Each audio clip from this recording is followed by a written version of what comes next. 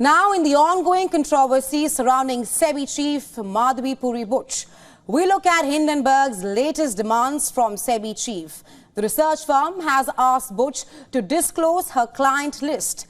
We also look at the web of funds and investments which Hindenburg alleges show the link between the SEBI chief and Vinod Adani, elder brother of industrialist Gautam Adani. A report by the Indian Express shows Mauritius-based IPE Plus Fund 1 is in prime focus in the scandal surrounding SEBI chief Madhabi Puri Buch and her husband Dhaval Buch. According to the report, this fund had investments from Vinod Adani and is a part of 2 of the 13 offshore funds which form a part of the web under SEBI scrutiny. Records accessed by the Indian Express and documents from Hindenburg, it shows a clear link between the Buch couple's investments and the fund under scanner. Buch's investment sub-fund, Global Dynamic Opportunities Fund, was managed by Trident Trust Company based in Mauritius. While the company was also declared as a beneficial owner of the emerging India Focus Fund and EM Resurgent Fund. These two are part of the 13 foreign entities under SEBI scrutiny. Now, Global Dynamic Opportunities Fund is a hedge fund operated by IIFL Capital, which also manages IPE Plus Fund. Buch and her husband invested in IPE Plus Fund 1 from 2015 to 2018 for a span of 3 years. And this coincides with the time period under scrutiny starting in 2016-2017 for the two funds in focus. In October 2020, when Buch was a whole-time member, SEBI initiated the probe. Hindenburg now claims that just mere days before Madhabi Puri Buch became a SEBI member, Dhaval Buch then took over as the sole operator of the fund in March 2017. In 2018 then, the SEBI chief instructed the fund management to redeem the entire investment. In response to these bombshell allegations, the SEBI chief and her husband issued a joint statement claiming that in 2018, Anil Ahuja left his position as CIO, following which they redeemed the investment in that fund. The couple stated that Ahuja was the CIO or IIFL and Dhaval's childhood friend as well.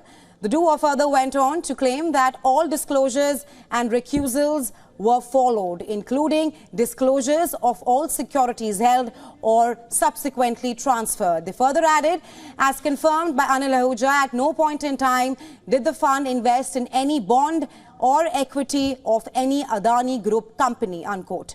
And countering that statement by the Buchs, Hindenburg stated that Madhabi Buch's response includes several admissions and raises various new important questions.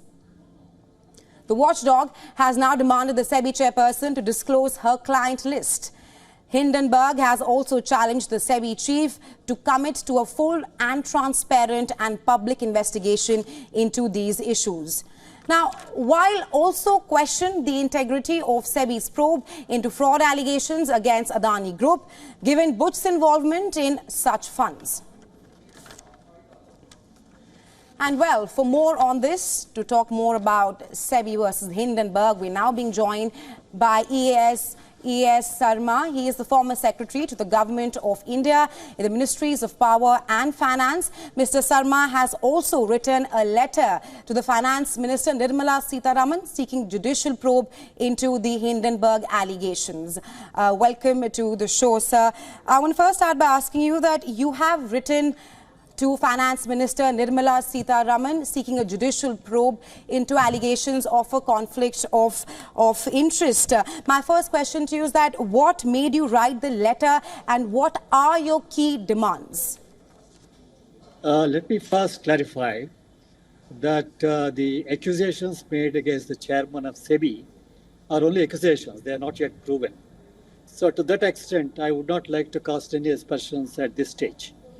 Now, the second important thing is, the SEBI chairman or any member, if they make any disclosure, that disclosure should be to the Ministry of Finance and the Cabinet Committee on Appointments, which appoints them. So the question is, she cannot give a clean chit to herself. So what all I said is that this is a matter which needs a further inquiry. Now, the more important thing I think many people are missing is that there's a whole lot of background to this. I have written many times to the finance minister and others about a shadow economy actually flourishing outside India, and many overseas shell companies have been set up, and some of these business houses are stashing their illicit wealth in these overseas shell companies. They are using them to evade taxes, that is a minor one, but they're also probably using them to manipulate the stock market. Now, the first thing is that, what is an overseas shell company? The definition. In 2018, the Minister for Corporate Affairs, I think, informed the Parliament that this definition is not available, and there is a definition in the United States Security Commission's laws and Europe, but no such definition is available in India. So there is necessity of defining it. I think they appointed a task force, but the task force never saw the light of the day. Their report has never come.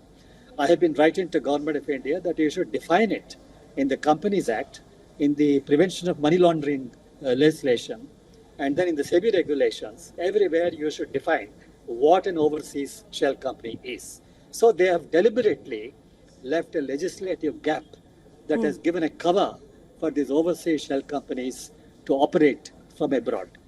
Now, the second important thing is, in 2014, SEBI actually issued some stringent instructions defining what that some kind of a requirement of by a foreign portfolio investor on beneficial ownership of their funds, and these were fairly stringent.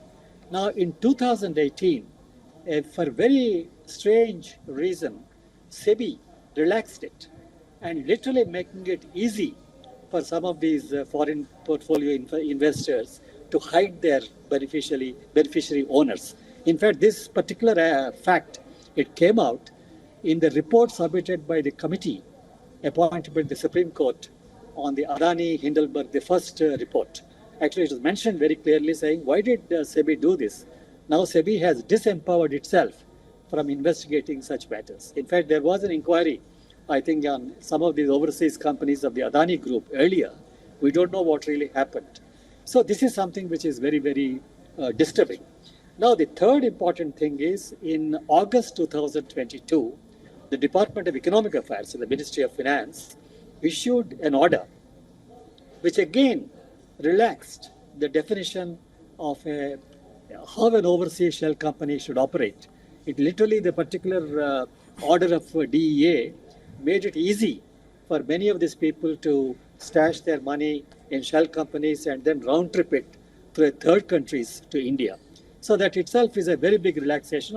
I wrote to the Ministry of Finance at the time saying, why did you do this? This is not on. And then strange things happened. Former chairman of SEBI, one of the former chairman of SEBI, joined the board of directors of Adani Group, which raised eyebrows. That is one. Right. And of course, subsequently, the Prime Minister and Home Minister of India, during the election speeches, uncalled for, and I would even say irresponsible for them, to make statements about the stock market, saying the stock market is going to have a very big spike, and people suggesting that people should invest, literally misleading millions of small investors in India to invest in the stock market. As a result, there is a spike in the stock market and there was a sharp fall. I'm sure many people made money in this, big people. Many retail investors perhaps lost their money. You should remember the Life Insurance Corporation of India, which is run on policyholders' money, their savings, hard-earned savings, and that was all exposed to the stock market when the government opened a window of 5% for disinvestment. At the time, we objected, some of us, and all that kind of small investors would lose. India's stock market is still not very shallow. It's not mature, so any fluctuation can really harm the small investors. So these are all matters, the larger picture which you have to see how the SEBI Hindenburg second report really impacted the whole thing. Right. Now, one or two important questions I raised in my letter are, when the SEBI chairman, has some investments which may be legal, which may not be legal, which may be transparent, may not be transparent, which may have some connections with some business groups. But some of these things, did she, as a member, full-time member of SEBI, did she make a disclosure to Government of India, the Ministry of Finance? Similarly, when she became chairman, did she make a disclosure to Ministry of Finance? And did the Ministry of Finance apprise the Cabinet Committee on Appointments, which actually makes all these appointments? Was the Cabinet made aware of these things? This is much more important. Now, the second thing is, once there is a doubt like this, I think somebody has to investigate. Now, can SEBI do that? No, it can't. Obviously, some independent agency. Now, which is that independent agency? Ministry of Finance? No. Now, today, unfortunately, in India, many regulatory authorities have been compromised, and their integrity is under scrutiny. I mean, people, losing credibility in some of these institutions.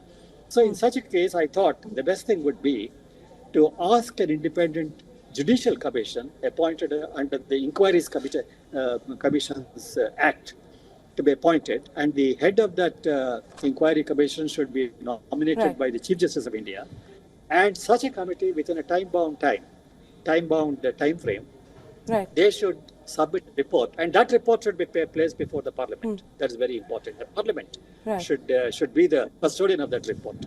So this is what I suggested, and many people are losing this larger picture of what is happening in India since 2018, 2017 or so, how India is actually nurturing a shadow economy, and which is being used by some corporates for manipulating stock markets and illicit wealth being stashed and tax evasion and whatnot. So these are important issues, I think, and that has to be looked at. Right, Mr. Sarma, you have given us a rundown of your key demands in that letter you've written to the Finance Minister.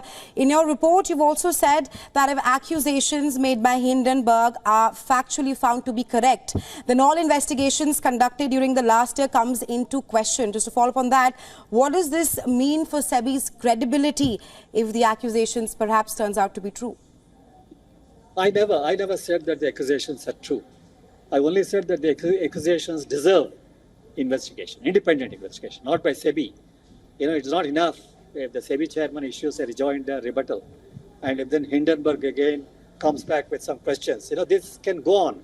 See, that kind of a correspondence is not good for the integrity of the stock market and the regulator's position as an independent authority. That is not good.